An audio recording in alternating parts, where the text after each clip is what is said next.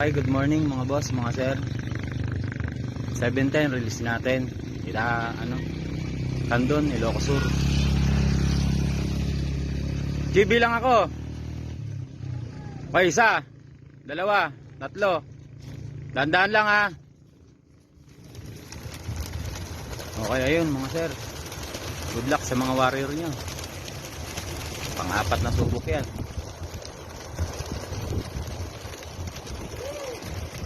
Okay, good luck.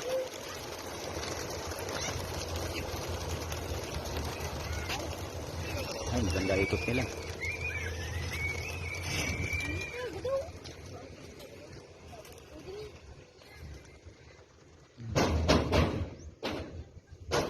Pre, sa likod. Okay na? Okay, tulungan ko lang yung kasama ko. Maraming salamat. Thank you everyone.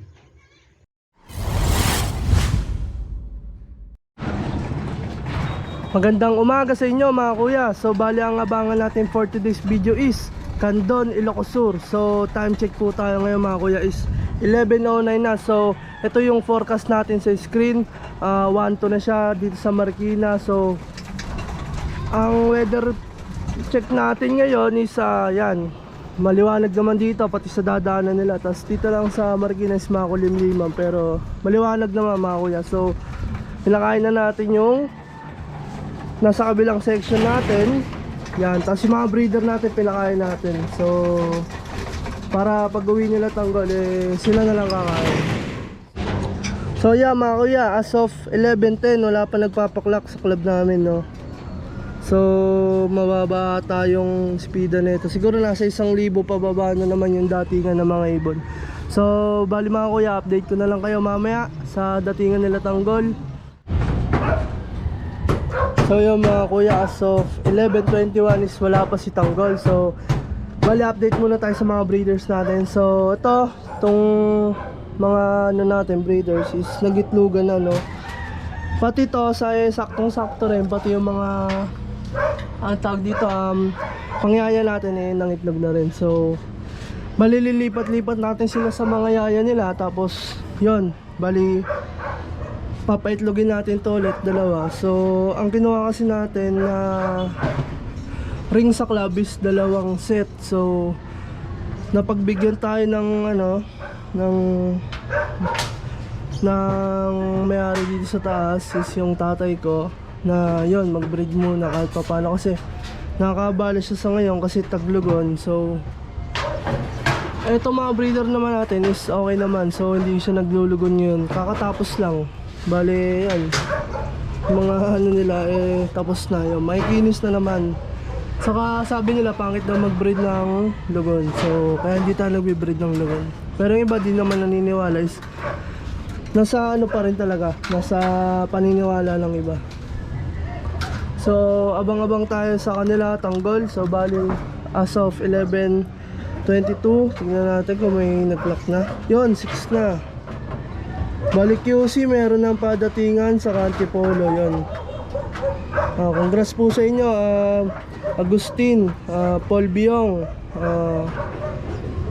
Earl Vinyan, saka kay Kuya Ramil, Agustin ulit, saka RJ Season. So bali abangan na natin sila, maya nandyan na yan.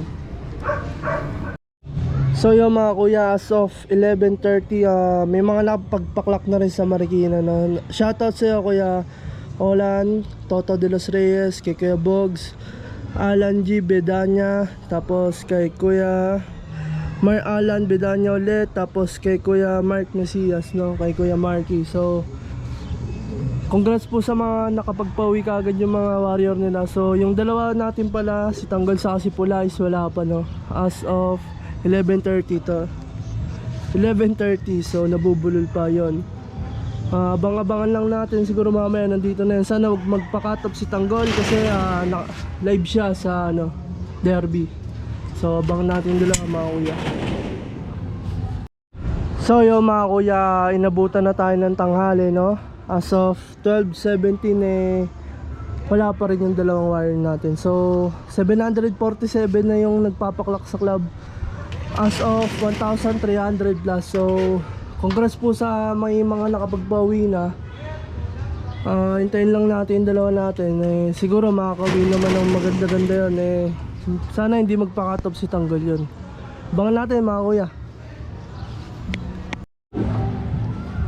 So yun mga kuya, as of 12:34, ang nakapagpauwi na sa club namin is 886 out of 1,312. So wala pa rin dalawa natin. Ang speedan ngayon is, anong speedan ngayon? So bali, as of 12:34, yun, nasa 900 pababa na lang, no? Adjust sa screen. Yan, so abangan natin yung dalawa, si Tanggol saka si Pula. So bali live pa rin si Pula. Sana umuwi kahit nasa 700 plus lang, basta mag-clock. Hindi natin inahabol yung bilis. Ang inahabol is yung mag-clock lang siya. Update ko na lang kayo mga kuya. So ayun mga kuya, so 11:32 is wala pa yung dalawa natin. Hilig talaga ng mga ibon natin, no, na magpa darating kung kailan magka-cut-off. Sana ganun na nga mangyari. Sana wag mag-cut-off, no, kasi sayang din yung live nating isa. Sana umabot pa sa oras ng cut-off. So abangan natin mga kuya. Update ko po kayo mamaya kung makakauwi o hindi. Maraming salamat po. So ayun mga kuya, as of 11:59, isang minuto na lang is cut-off na tayo. Bali tingin ko hindi na kakayanin itong goal na mapag-clock pa sa 700, no? Kasi pa-cut-off na rin, isang minuto na lang. Yan na, last dos na. So cut-off na tayo. Bali yun, hindi man tayo pinalad ngayon norte. Babawi tayo next south or next north. Yan. Wag tayo mawawala ng pag-asa. Yun, dire-diretso lang hanggang sa mabot natin yung pangarap natin mag-champion, no? So bali ngayon, kung umuwi man si Tanggol, titigil ko na siya. Bali lalaro ko naman siya ng south. Kung magkiklik yung bilis niya doon, pangharang na lang natin ng south. And then focus tayo sa mga south naman. Bali kasi pag nakatop na yung ibon natin, hindi na rin maganda i-finisher, no? Kasi may bilis naman si Tanggol sa mga middle. So try ko ng south, baka makaharang tayo. Then focus na tayo sa south. Then sa breeding, no, tigil na muna tayo sa sa norte. So update ko kayo sa pagpapalakas natin ng south. Yun, maraming salamat mga kuya.